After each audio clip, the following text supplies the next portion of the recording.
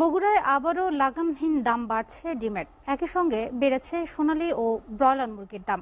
আবার ঈদের আগেই হু হু করে বাড়ছে পেঁয়াজের দাম। আলুর বাজারও বেজায় চড়া। এ অবস্থায় নিত্যপণ্যের বাজারে লাগাম টেনে ধরার দাবি ভোক্তাদের। বগুড়া থেকে আরিফ রহমানের প্রতিবেদন, ছবি তুলেছেন জাকারিয়া বিপ্লব।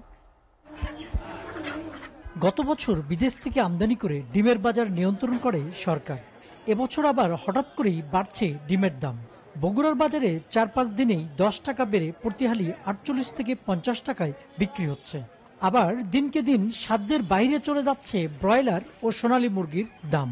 ব্যবসায়ীদের অভিযোগ, উৎপাদন কম এ অজুহাতে দাম বাড়াচ্ছে কর্পোরেট কোম্পানিগুলো।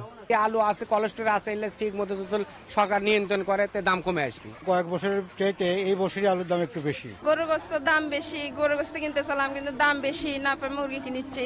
প্রতি বছর এই সময়ে আলু সস্তা থাকলেও এবার ৫০ থেকে ৬০ টাকা কেজি। আবার দেশীয় পেঁয়াজ বিক্রি হচ্ছে ৭০ টাকায়। কোরবানির ঈদ এগিয়ে আসার সঙ্গে সঙ্গে দাম আরও বাড়ার আশঙ্কা ব্যবসায়ীদের।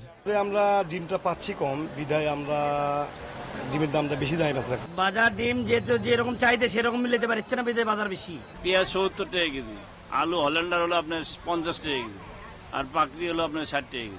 অতিরিক্ত মুনাফা করার চেষ্টা করলে আইনগত ব্যবস্থা নেওয়া হচ্ছে, জানালেন কৃষি বিপণন অধিদপ্তরের এই কর্মকর্তা।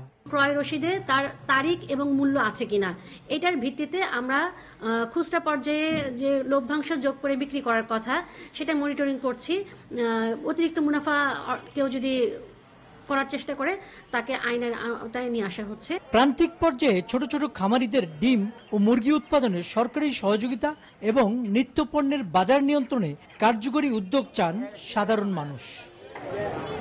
Arif Rahman, SA TV, Bogura.